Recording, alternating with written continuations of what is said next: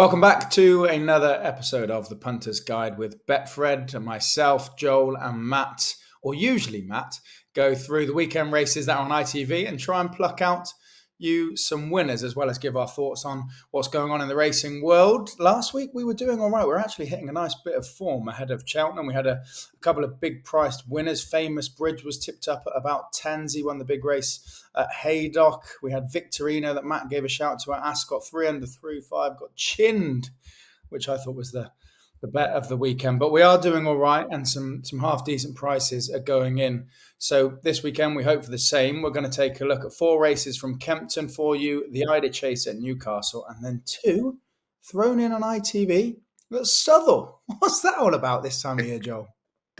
Yeah, I'm thinking about that. I mean, it wouldn't be my cup of tea, first of all. And, if I'm being really, really honest, right, I think it was 2 years ago and it was probably 3 weeks out of Cheltenham. I'm getting stuck into all the handicaps now. So I've given these races this weekend for clarity, just a quick look. And I think it was 2 years ago between us, we got 5 out of 6. So the other weeks when you've been going through them, you've been watching replays, and you think you've got a winner, and it comes nowhere. When you just had a quick look through, which I've generally done this weekend, this is normally when you hit the you hit the goal. Unlike Darwin Nunez last night for Liverpool, brilliant. Sometimes it pays to keep it simple. Before we get stuck into the ITV races at Kempton, a reminder to like and subscribe, especially as Joel mentioned, we are getting ever closer to Cheltenham, and as well as our Punters Guide show, we have the Road to Cheltenham show, where we now have the handicap entries and will start to dissect every race from the festival. So make sure you're subscribed. You'll get both shows giving you a notification, and it makes sure you never miss us chatting racing. That being said, the 150 at Kempton, the Pendle Novices Chase is where we're going to kick off. I'm quite strong on one here. To be honest, I am keeping it relatively simple throughout the Kempton card, so I've littered a bit of Cheltenham in there just to keep it interesting. But for me, the favourite is the right favourite, and Rubo, who finished second to Lodesud last time, could put in a big performance here. That was his third start over fences. He fell. Second start over fence. He fell on his first start. He still looked to be learning last time. He's not necessarily the speediest of jumper, so I think the step up to 2.5 will suit his jumping style, and he's a classy horse on his day that gave Lodesud, remember, the Arkle second favourite, a run for his money. I'm strong on the favourite here, Joel. What do you reckon? Because I know you have enjoyed following Imperial Saint this season for Philip Hobson, Johnson White. Yeah, stable have slowed down a little bit. I think they're like a couple of winners from maybe 13 or 14 in the last couple of weeks, but maybe taking the foot off the gas before they rip up Cheltenham or Aintree or whatever it is. I thought Rubo the first time it's been over 2 miles, and that would be, well, you don't know until you see it, do you? But that would have been a little down for me. Imperial Saints. I like the third to Moon d'Ange at Cheltenham. Aroko was behind that day. It's also beat Richmond Lake and Western in the Park. Um, I've never ridden a horse in my life on a track, but you know what? I'd try and make all here. I'd try and nick it. I'd try and nick it from the front here. Imperial Saints to come good in the 150. Yeah, I thought you might be with that, and that's why I went first, because I'm quite strong on Rubo. I said that I'd litter some Cheltenham fancies in here, or some Cheltenham notes in here as well, where some of the favourites are taking priority at Kempton. Ashdale Bob, what a legend of a horse. He's 10 now. He's running Cheltenham Festival Stayers Hurdles. He's just made the switch to fences this season, and I wonder, is that a result of this new 2.5 mile handicap chase for novices? He's just got to get the one more run into him, and he's legible and entered in the Jack Richards Novice Limited Handicap Chase that replaced the old 2.5 mile novice chase this year. So it's a big prize for the festival. I'd guess that's what they're targeting. Can he win tomorrow, Saturday? Who knows? Would I have an eye on the festival? Potentially. So Rubo for me, Imperial Saint for Joel, and Ashdale Bob for Cheltenham. That's the first at Kempton. The second race at Kempton, the first one we're looking at. The 225, the Adonis, is going to be the one we're focused on next. And to be honest, a lot of people will have their eyes on this, because many backers of Lulamba for the Triumph Hurdle at Cheltenham will be very interested to see what Mondo Man does here, who obviously finished second to Lulamba last time at Ascot when racing very keenly. Is this a penalty kick for him, Joel? Yeah, I think it's got to be. This is the horse that was forced in the French Derby, wasn't it? And it was going to be a match race last time. and was only beaten, 3 and a bit lengths, the Gary Moore horse, and it just pulled like a train. And to be fair, it was a really good run. Any other horse who's pulled that hard would never get home. So I think this is a complete penalty kick here. And I was really surprised it was odds against recording Thursday night. Um, the Nicky Henderson had 2 in this, didn't he? Earlier on in the week. Yeah, Um, then Damon and Lulamba, both the triumph hopes for the Henderson yard were pulled out, which meant Mondo Man has gone into super short odds on. Yeah, I thought Mondo Man was, not even a penalty kick. I thought it was a penalty kick without a keeper, or a keeper with a blindfold, or a keeper with Andre Nana in goal. But genuinely, I looked down the list, and I couldn't get anything on that first run. It really would have put it up to the favourite last time. I just pulled too hard. Settles a little bit better. Doesn't have to completely settle. Just settled a little bit better. It'll eat this lot for lunch, won't it? It should do, just for those that are with Mondo Man. Myself and Joel we're not being original here. He's probably going to go off 1 to 2 or even shorter. But just to give you a picture of that Ascot form, Lulamba is obviously a Triumph Hurdle favourite. Mondo Man was in second and pulled like a train, as Joel said. And then pretty much everything else in behind. Vianney, who finished third, has come out and won since. Ocean Quest, who was 17 lengths off the winner in fourth, finished second last time out. I think even St Pancras will face them again here, but I think he has even maybe won since last time. Yeah, he has. He won at Musselburgh last time out. So the form of that Ascot race looks very strong. There's a reason Lulamba's your favourite for the Triumph Hurdle. Mondo Man should probably win at Kempton. And I will say, if you do want to back Lulamba for the Triumph, you might want to back him now, because if Mondo Man goes and bolts up, Lulamba, that is only going to shorten for the Triumph Hurdle come the festival. Nice and simple in the 225 then. So the 3 o'clock, the Dove Cup Novice Hurdle, Miami Magic tops the market, was second to Potter's Charm last time out. Tripoli Flyers in there for Fergal O'Brien. Celtic Dino for Saturday Sam Thomas. Celtic Dino finished behind Miami last time out by a good few lengths, so has it all to do on that form. Where are we looking, Joe? I like Miami Magic in here, but I looked further down the list and I couldn't believe my eyes this morning when I looked at it. Is it Road Less Travelled? What have you got prices That's up on it. there? I have no prices up here. Road Yeah, you Less could be looking Travelled. at 14s, maybe something like that. So won that point to point by 10 lengths. He's 3 from 3 after that from John Joe. Pretty much a 5-length win at Market Race and same distance at Wetherby. Made all at Haydock mid-November and beat Country Mile, the Skeltons, by 3 lengths, I think it was. And then Country Mile came out and beat Wingman by 7.5 lengths. I could not believe the price on this horse against the favourite. Was it last time out? Was this the race where you couldn't? I think it was pulled up. Yeah, Might have in been the fog when he was pulled up. Yeah, Boxing Day, but you could see bugger all that day. And any conspiracy theorists, he was very short in the morning and opened up bigger on course at 5-1. I think drifted out to around 17-2 or something.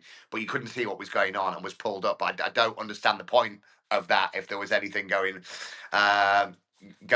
But I honestly could not believe the price of Road Less Travelled. You put a line through that last race because you couldn't see anything for a start. And it ticks quite a few boxes for me.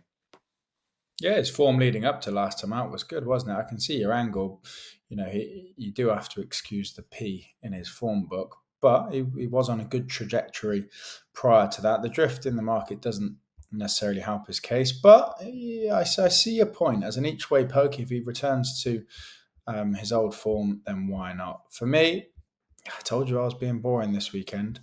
Miami Magic, that Yeah, second to I'm with you. I'm probably with you. This is why we say, like, 2 years ago when you looked at it keep and it we said, simple, yeah. Keep it simple yeah, on this yeah. weekend. A lot of the horses are put away. Everything's got their handicap mark, all of this, and you get a couple that would rather come here than go to Cheltenham. And Miami Magic, look, he won his 2 starts before, prior to coming second to Potter's Charm by 10 lengths and 12 lengths, and then was second to Potter's Charm, who at one point was favourite at the festival. And I know he was beaten subsequently, but he's still a nice horse. I think it's really strong form, and I really think it'll take all the beating. I can't see Celtic Dino turning that form round from Aintree and Tripoli Fly. I'm just not sure he's quite good enough. So you'll notice a theme here. The Kempton Acca is up. 3 favs on the trot for me with some Cheltenham clues. Right, the 335. Can't possibly go with the favourite in this, can we? We've got a 3 mile handicap chase. There's a good few runners. This is nice and competitive.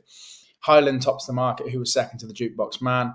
Lowry's Bar. Joel's been banging on about him on our Road to Cheltenham show for the Ultima. If he gets another run in him here, he qualifies. Beachcomber for John Joe. Our Power for Saturday Sam, who also has Tate Dory, ridden by our favourite jock, Charlie Deutsch. And I'll kick us off here because somewhat of a cliff horse for me. Golden Sun will run for Paul Nicholls and Harry Cobden. A yard that is, or ITV would have you believe, starting to turn form. 10% strike rate, up from, I don't know if that's even up, but Pigdery at least put him on the board last weekend. And for the same owners, the same jockey, the same trainer, Golden Sun, who has won at Kempton on this meeting last year, I am convinced has got a run in him. He was third over course and distance last time out, finishing 10 lengths behind Beachcomber. I think he's seven or 8 pounds better off with him, and I'll add a couple of pounds better off with Beachcomber because of that hopeful turn of form from the yard. So Golden Sun, he's your double figure priced poke at this. But I wouldn't necessarily put you off back in the favourite again, if I'm completely honest, because ran a great second to Jukebox Man. Your Golden Sun is my Mr. Coffee, isn't it? I've told you, Mr. Coffee goes and wins a Grand National. Yeah, imagine, has any horse ever won their first race over fences in the Grand National? That'd be that'd be After how many starts? Yeah. yeah. Look, Highland got the best form in the book with that Grade 1 form. You mentioned a couple lengths behind Jukebox Man, who's out for the season. Also beat Resplendent Grey and Springwell Bay as well. I looked down the list here, just looking for some value, if I'm value seeking. And Charlie Uberalis is only carrying 10 stone 7, was round 20 to 1 yesterday. Beat Forward Plan and Dot Pick Me. And I really liked it. I really liked this at around 20 to 1. Just for a little bit of value in something where you're going, look, Highlands is the obvious one, and I had it between the two. So, Highland to win. I might even do the little dirty reverse forecast exacta or whatever, but I thought it was massively overpriced. Charlie Baralis. Charlie Uberalis, yeah, won last time at Donny over 3 miles, so definitely stays a horse on the up. And yeah, it's a competitive little race. It's a nice race. Right, that's our 4 from Kempton.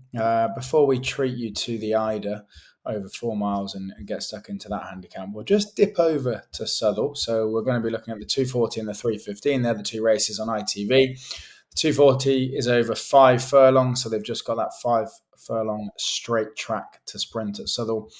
Marshman is the fav. Has won twice already this year. Diligent Harry in second. Will Buick rides. Clarendon House, nice horse. Valiant Force, Ammo Racing Force is going to be my selection. Dave Egan, I think, actually, let me just check. I don't think it's his first ride, but he's been on his holidays in America. Hang on, it might actually be his first ride back in the UK. Yeah, it will be. He's off to Bahrain, or he's racing in Bahrain tomorrow after a stint in America, and then lands back to Southwell. Oh, that'd be a shock to the system, to ride Valiant Force for his boss, Ammo Racing, and I think has a cracking chance. Won last time out at Dundalk. I just like the way that this horse goes forward. He's really straightforward to ride. You know what he's going to do, and at an each way play, I'd be disappointed to see him not in the frame. So Dave Egan, returning to the UK from warmer climates, takes my nod. What about you? I honestly like that as well. But wasn't there a brilliant stat about David Egan? Did he win the Saudi Cup? Was it 3 years ago? Maybe something like that. Was it the Saudi Cup or something that was worth them however much it's worth? And I think in 1 minute and 10 seconds he earned more money if his riding percentage than his dad had earned in 20 years. It was something like this. It was brilliant. All weather this time of year would not be my bag, but it is interesting to see that Dave Egan's come back. Also, Ammo Racing don't mess about. How long will it be until they get a new jock? How many jocks are they going to go through? I think one of the bookies were putting up how many jocks will they go through by the end of the turf season finishes. I agree. How many jocks do they go through? Yeah, but I reckon Dave Egan's place is cemented there for a season. I'd be backing him to stay if there was a market for it. I think he suits the role. He's quite cool, isn't he? And Kia likes to almost have that celebrity status and be quite cool. And I think Dave Egan fits into that. Anyway, you don't fancy him. Who do you fancy? I mean, he's a good-looking lad, but I'm not massively fancy him. So Valiant Force for me. Who was your selection? Marshman. Valiant Force as well. Oh, Valiant Force as well. There we go. Okay, so Dave Egan to ride on his return to the UK. Right, the next one at Southwell, we'll keep this nice and short. A mile and 3 furlongs, the Winter Derby Stakes. Royal Champion is your favourite for Carl Burke. Military Academy for John and Thady Gosden takes my nod. Who's your second favourite? It's been Hang on a sec. Have you not noticed the drift on this? The drift on this all week. It was favourite. It was favourite around even money 6-5, and I think it was at 9-4 this morning. And you've been looking at Southwell earlier than I have. Yeah, I never ever like touching a Gosden horse with Rab Havlin on board when it drifts. I never, ever. That's one of my rules, and I don't know what the stats are to show that, but it really, really scares me. I hadn't know this has drifted as much as that, if I'm honest. Maybe I would stick with the favourite then. As you can see, Royal Champion. But Royal Champion gets your vote, does he? Yeah, 100%. Okay, so the favourite for Joel in the 3:15 at Southwell, Clifford Lee and Carl Burke. Right, the big one. The Ida Chase, 2:10 Newcastle, 4 miles, 1 furlong and a half. They've got a race. O'Connell got put up as an absolute nap the other weekend on the Punters Guide by yourself and Matt.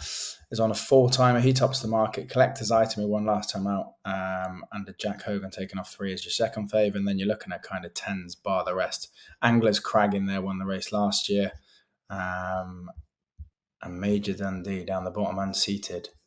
2 out, if you can remember. What is winning the Ida, Joel? Is Angler's Crag, I think it's got £4 for the win last year, but has been campaigned a bit like a Langadan type horse. So I was looking at this, but that's what the Ida's all about, really, isn't it? When you look at this, I normally look for like what's Christian Williams got in something like this. That's been running over 2 miles all season or whatever. And the opposite of that is O'Connell, which obviously has been trying. It's on the improve. Like you say, we put the rocket behind it last time as a nap. I think the extra mile will be perfect. But going down the field of a marker 127, I quite like Gaborio in this. Won over just 4 miles at Cheltenham. Was never dangerous over 3 miles at Doncaster in mid-December. And I think it was third at Haydock when I was there end of December. There was a young lad on, Ben Smith, claiming the 7 and was beating 10 lengths back into third. And I just thought, if you're not with O'Connell and you're looking for something a little bit bigger, I think I'm really strong on O'Connell, but Gaborio, back down to marker 127. That's what I quite liked in the Ida. Yeah, I thought we were going to have landed on the same horse because around a similar price and off of mark of 127, but just one notch down in the market is my selection, Major Dundee for Alan King, who has been royally out of form, operating at a 0% strike rate for a while, but that does read 7% now. He has had one winner in the last 14 days, if that gives you any glimmer of hope about the yard. What might give you more glimmer of hope about Major Dundee is if you go and watch the Ida last year, he was going all right coming down to the second last when he unseated Tom Bellamy. That was off a marker 132. He comes here off a marker 127. So he's £5 down, comes back to the same race for having a crack. The yard form would put you off. But I don't think they've been running awfully. They just haven't quite been winning. And at around 20-1, I'd take my chance with Major Dundee. There you are. That's all ITV races covered for Saturday. Hopefully there's a winner in there. As mentioned at the start of the show, don't forget to like and subscribe because Cheltenham is coming. The handicap selections are coming out. The naps are going in. The Yankees, the day one knackers. We've got it all to talk about and all to dissect. And by liking and subscribing, you'll get a notification when our Road to Cheltenham show goes live. A departing gift from you, Joel. The nap of the weekend. I'm going to go 150. First televised race on ITV, second on the card. Probably taking you on here with Imperial Saint. Imperial Saint, worth another go. Yeah, I think it's second favourite. And that's where the money is going for the Cheltenham pot this weekend. Okay, Joel's money for the Cheltenham pot is in the 150 at Kempton. And I'm going to head to the 3 o'clock at Kempton. Hopefully one of us will be right. Yeah. No, my nap of this weekend is Miami Magic in the 3 o'clock at Kempton. Best of luck with all your selections. Enjoy your weekend. Enjoy watching the racing wherever you're watching from. And we'll catch you next week for our Road to Cheltenham show. See you then.